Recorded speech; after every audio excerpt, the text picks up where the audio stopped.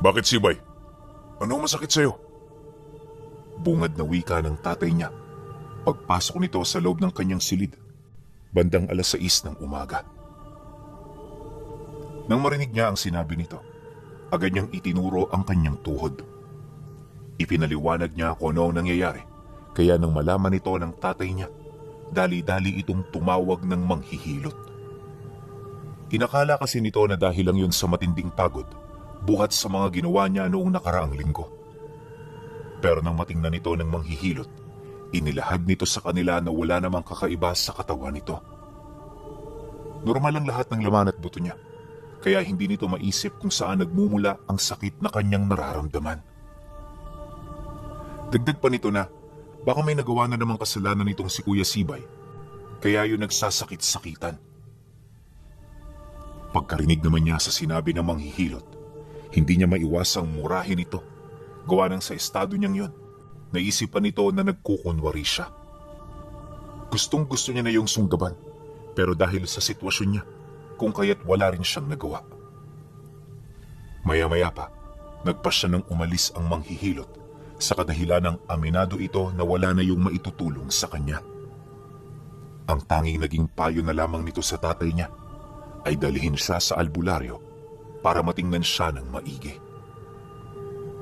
Ang kaso, hindi siya pumayag dahil alam niya na mabubuko nito ang lihim niya. Ayaw niyang may makakita sa tangan niyang karga, gawa ng baka magka-interes ang mga ito rito. At sa kalagayan niyang yun, malabo niya itong maprotektahan kung sakali mang subukan itong bawiin ng albularyo. Para sa kanya yun lang ang mahalaga at nakahanda siyang isugalang lahat kung yun ay kinakailangan. Nang marinig naman ng tatay niya ang kanyang pagtutol, wala na rin yung nagawa kundi siya ay hayaan. Bago ito umalis sa kanyang silid, kinausap siya nito ng mahinahon sa pagbabakasakaling mauunawaan niya ang lahat ng ibig nitong iparating sa kanya.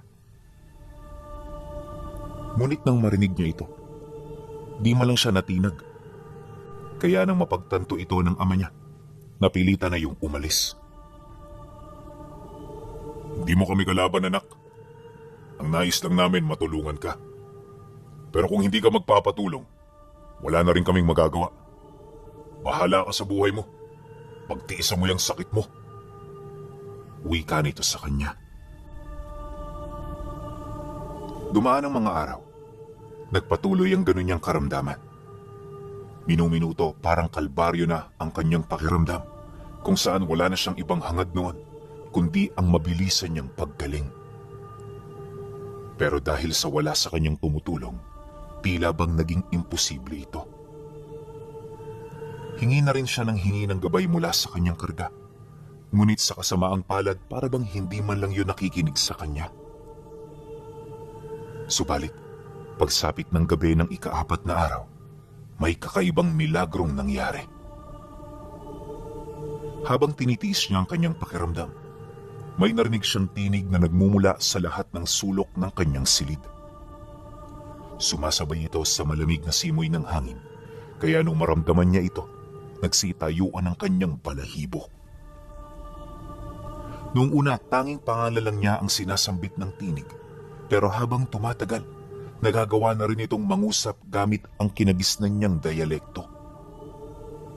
At sa tagal ng kanyang pakikinig, dito niya naunawaan ang ibig iparating ng nilalang. Huwag kang matakot, Sibay.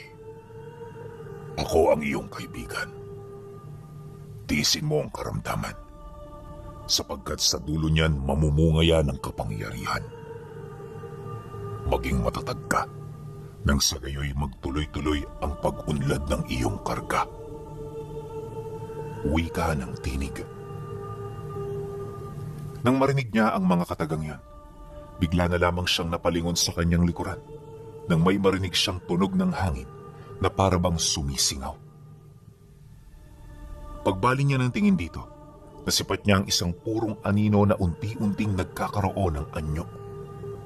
At sa isang kisap mata, bumungad sa kanya ang isang nilalang na hindi nalalayo sa demonyo ang itsura. May malaking marka ng pilat yun sa muka, Tapos bitbit nito ang espadang nakita niya sa kanyang karga na pagmamay-ari ng anghel na pumatay dito. Kapansin-pansin din ang pagkaputol ng buntot ng nilalang at ang pagkakaroon nito ng pakpak na may hahalin tulad mo sa pakpak ng uwak. Matapos naman niya yung masilayan, nagkaroon siya ng kutob na maaaring natalo nito ang anghel sa karga niya. Dala ng kuryosidad, dali-dali niya itong inalis sa kanyang habak para tingnan ng malapitan. At nung masipat na niya ito, bumungad sa kanya ang nilalang na nakatayo. Hawak-hawak ang ulo ng anghel. Wala siyang ideya kung paano ito nangyari. Gawa ng minsan hindi naman niya pinakialaman ang ukit sa kanyang karga. Dala ng kuryosidad, muli siyang tumingin sa nilalang ngayon para magtanong. Subalit sa halip na sagutin ito ang mga itinatanong niya, pinili nitong manahimik habang dahan-dahang naglalaho sa kanyang harapan. At bago ito mawala, muli siya nitong binigyan ng panibagong paalala. Basta manalig ka, Sibay. Manalig ka. Nalalapit na ang iyong araw para sa misyong matagal mo nang hinihintay. Pagkasambit naman ng nilalang sa mga katagang yon, tuluyan na itong nawala. At sa pagbalik ng katahimikan sa paligid, muli na namang bumalik ang iniinda niyang sakit. Isang buwan siya noong paralisado, kung saan wala ni isa sa mga kaibigan niya ang dumalaw man lang, na parabang di man lang siya nito naaalala. Palagi rin niyang nababalitaan sa mga kapatid niya na patuloy pa rin ang pagkakasiyahan ng mga ito sa baryo kahit hindi siya kasama. At ang mas nakakagalit sa lahat, ginagawa nitong katatawanan ng kalagayan niya. Kesyo malapit na siyang mamatay, nakakapuyat makilamay, at kung ano-ano pang biro na sadyang hindi niya kayang lunukin. Nakakagalit ang mga ganoong pag-uusap, kaya nang malaman niya ang tungkol dito, nangako siyang gagantihan ng mga ito sa sandaling siya ay gumaling. Hindi na rin niya yun itinuturing ng mga kaibigan, bagkus ay mga kaaway na. Dumaan pa ang ilang linggo. Unti-unti nang nawala ang sakit ng kanyang mga kasukasuan. Bumalik na rin ang kanyang lakas hanggang sa tuluyan na siyang nakatayo sa kauna-unahang pagkakataon. At nang makalakad na itong si Kuya Sibay, agad siyang lumabas ng bahay para ipakita sa mga taong tumatawa sa kanya na siya ay magaling na. Pagsilay naman ng mga taga-baryo, halo-halo ang emosyong naramdaman ng mga ito. Bawat isa hindi makapaniwala, gawa ng lahat sila paulit-ulit na ipinagdarasal na sana'y mawala na siya. Makalipas pa ang ilang minutong paglalakad, dito na siya sinalubong ng kanyang mga kaibigan. Tuwang-tuwa ang mga ito na lumalapit na parabang wala man lang nangyari.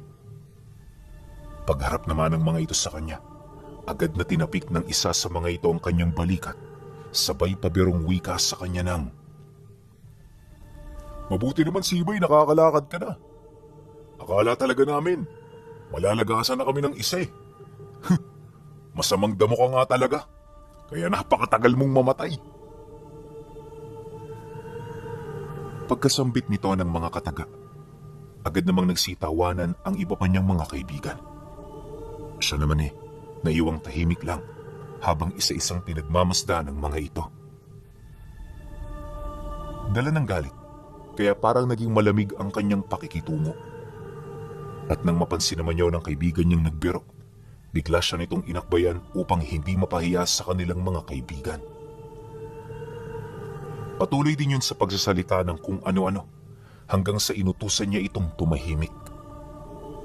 At sa hindi malamang dahilan, bigla nitong sinunod ang kanyang sinabi. Nung mapansin naman ito ng iba, patuloy lang ito sa pagtawanan hanggang sa mautusan na rin niya ang mga ito na umuwi na. Hindi nagtagal, tanging sila na lamang ng kaibigan niyang yon ang natira. Gusto na sana niya yung pauwiin, pero nung akmang uutusan niya na ito, muli na naman siyang nakarinig ng tinig sa kanyang isip. Inutusan siya ng tinig na dalhin sa gubat ang kaibigan niya para isagawa ang pinakahuli niyang paghahanda.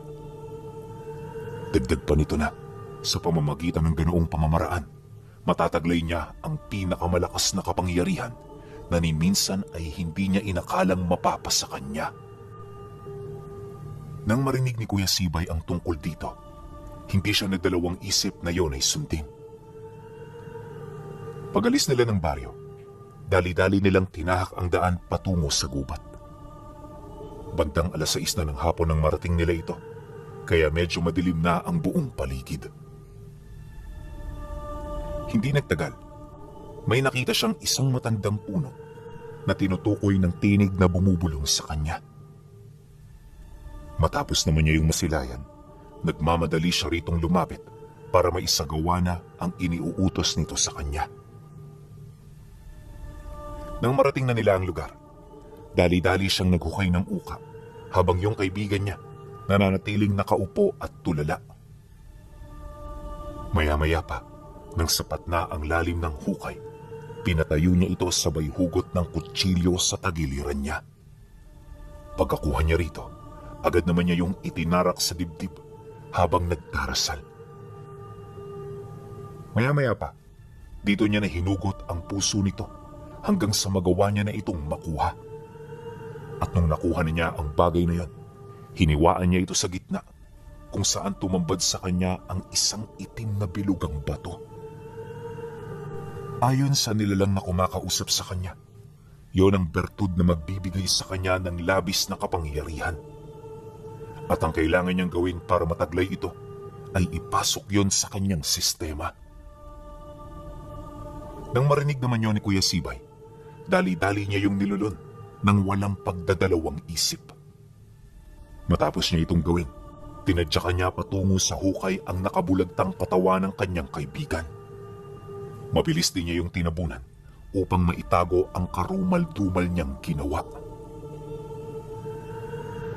Pagbalik niya sa baryo, umakto siya na parang walang nangyari. At sa halip na maglakad-lakad pa, diretso na siyang umuwi. Kinabukasan, di pa man naging usap-usapan ang pagkawala ng isa sa mga kaibigan niya. Marami na ang naghahanap dito pero walang kahit ni isa ang makapagturo. Ng ibang mga kaibigan niya kasi, hindi maalala ang ginawa nila noong nagdaang araw.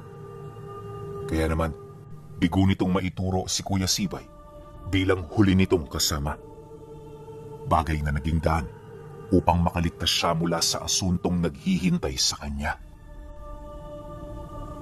At sa paglipas ng mga araw, nanatiling walang ideya ang mga ito sa kung saan naroon ang binatilyo. Sa katagalan ng paghahanap, nagpasya na ring sumuko ang mismong mga magulang nito. At habang nagluluksa ang pamilya ng biktima, siya naman ay unti-unti nang nagpapalakas para sa huling misyon na gagawin niya.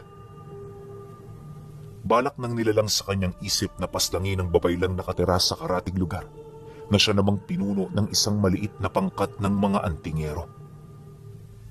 Ayon dito, tanging ito ang kinakailangan niyang patayin kung hangad niyang mapanghawakan ang mga tao sa lugar nila.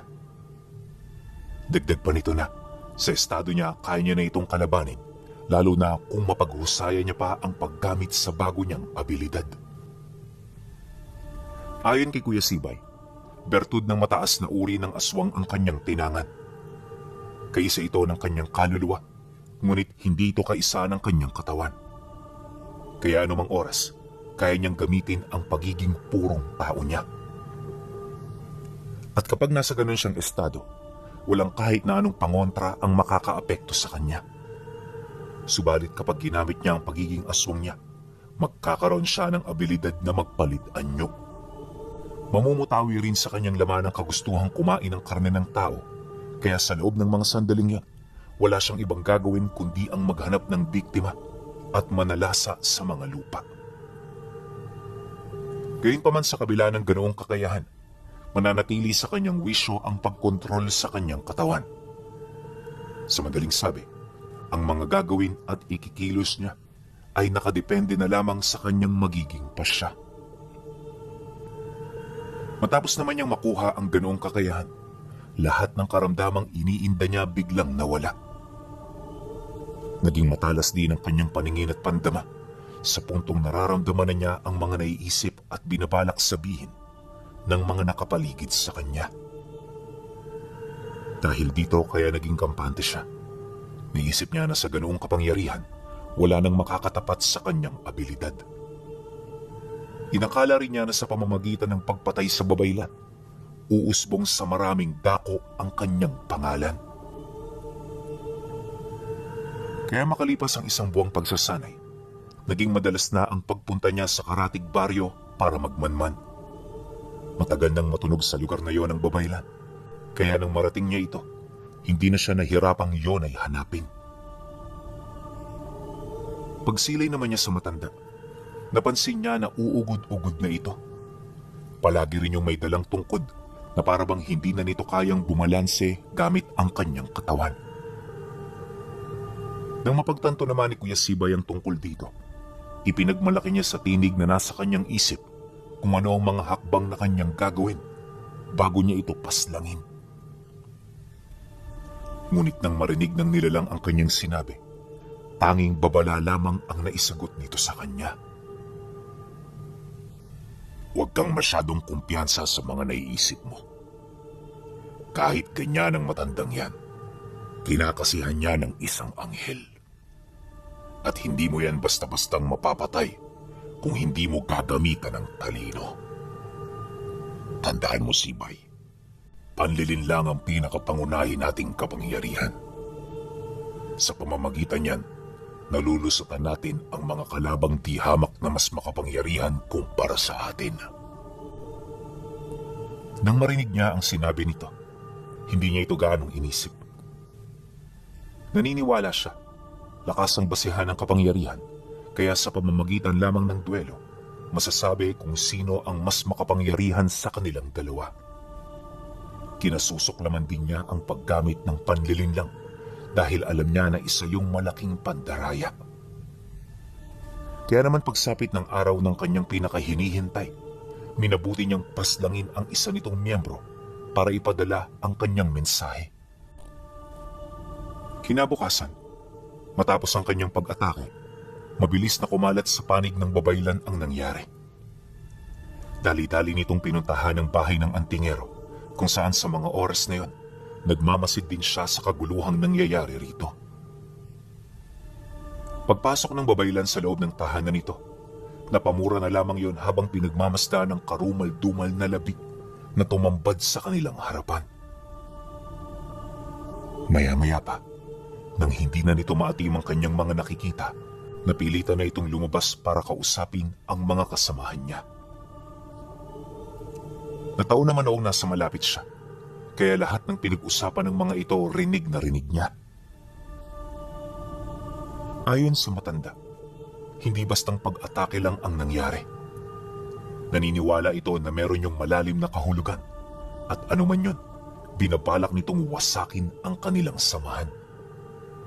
Ipinag-utos din ito na maging mapagmasid at bihilante ang bawat isa sa kanila upang hindi na yun maulit pa. Dagdag pa nito na kailangan na nilang barikadahan ng baryo upang malaman nila kung sino ang lumalabas at pumapasok dito. Matapos naman yung magsalita, agad yung tumulong sa pag-aayos ng labi. Madali nilang naalis ang bakas ng mga karumal-dumal na pangyayari, kaya walang kahit isang tao ang nakatunog sa totoong dahilan ng pagkamatay ng antingero. Hindi nagtagal, nang maayos na ang lahat, agad naman nila yung nilisan. Pagsapit ng gabi, bumalik ang grupo para ibigay ang huling pasasalamat sa nasawi nilang kasama. Sa puntong yon, nakikiramay din itong si Kuya Sibay para mapanatili ang pagtiktik sa kilos ng grupo. Sa paglalim naman ng gabi, palihim siyang tumungo sa likod ng bahay nito para magpalit anyo. Nung may isa katuparan na niya ito, maigi niyang minanmana ng kilos ng mga antingerong naroon. Kampante siyang umatake noong mismong gabi, gawa ng hindi kasama ng mga ito ang babaylan. Pagsapit ng alauna ng madaling araw, dito pa lamang umuwi ang mga antingerong nagbabantay. Matyaga niyang hinintay na yon ay magkahiwa-hiwalay bago siya humanap ng kanyang biktima. At nung matupad na nga ang hinihintay niya, pinunteriya niya ang pinakamatanda sa mga ito. Pagdating ng antingero sa 100 walang katao-tao, di na siya nagdalawang isip na lumapag sa harapan nito. Mabilis din siyang nagpalit ng anyo hanggang sa magpang-abot na ang kanilang paningin. Nang masipat naman siya ng matanda, agad naman yung nagtaas ng bakod at puder, sabay hugot ng latigo nito na punong-puno ng pangontra. Ikaw ba ang pumatay sa aming kapatid? Galit na tanong nito sa kanya. Nang marinig niya ang sinabi nito, dahan-dahan naman niyang nilawayan ang kanyang braso gamit ang mahaba niyang dila.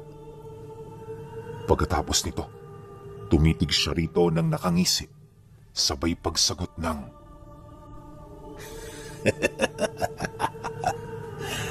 Ano bang sa tingin mo? Tanda? Pagkarinig naman ng antingero sa kanyang sinabi, bigla naman itong iwinasiwas sa paligid ang hawak nitong latigo, sabay buong puwersang umatake. Nang masipat niya ang ginawa ng matanda, dali-dali naman niya yung inilagan, kasabay ng mabilis niyang pagpapalit ng anyo. At nung tumambad na sa matanda ang anyo niyang may pagkakahalin tulad sa isang kambing, dito na ito nakaramdam ng matinding pagkasindak. Nagkaroon din ito ng pagdududa sa kanyang mga karga, dahilan para tuluyan niyong manghihina. At nung mapansin niyang masyado ng malambot ang bakod at puder nito, paulit-ulit niya na itong sinunggaban, hanggang sa bumauna sa tagiliran nito ang kanyang matatalas na kuko. Di pa siya nakontento. Sinakmal niya ang balikat nito, sabay puwersahang darag dito na parabang nilalapayo ng isang buwaya. Dahil sa pangyayaring yon, kung kaya't hindi na nakapumiglas pa ang matanda. Nung bumao ng kanyang pangil sa balikat nito, agad yung binawian ng buhay, dulot ng katandaan. Matapos naman niya yung mapaslang, winakwak niya ang katawan nito bago niya yun iwan. Kinabukasan, muli itong nalaman ng babaylan.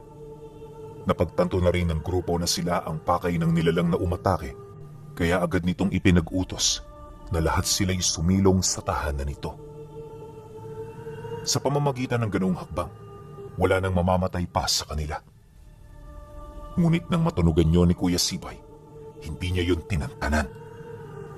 3 araw na umiwas sa kanya ang grupo, hanggang sa dito na magdesisyon ng babaylan na makipagtuos sa kanya para matuldukan na ang kanilang problema. Pagsapit ng gabing yan, nadatna niya itong nasa labas ng bahay nito. Naghihintay sa kanya bitbit ang isang mahabang kampilan. May ginintuan yung hawakan, kaya nang masipat niya ito na pagtanto niya na hindi yun pangkaraniwang gamit. Gayunpaman, sa kabila ng kanyang nakita, hindi siya nagpasindak. Pagangat niya sa ere, buong puwersa siyang bumalusok patungo sa kinaroroonan nito. Nang masipat naman siya ng babaylan, dahan-dahan itong inihanda ang kanyang sarili, kasabay ng pagsitayuan ng siyam na ginintuan nitong buhok ng tikbalang.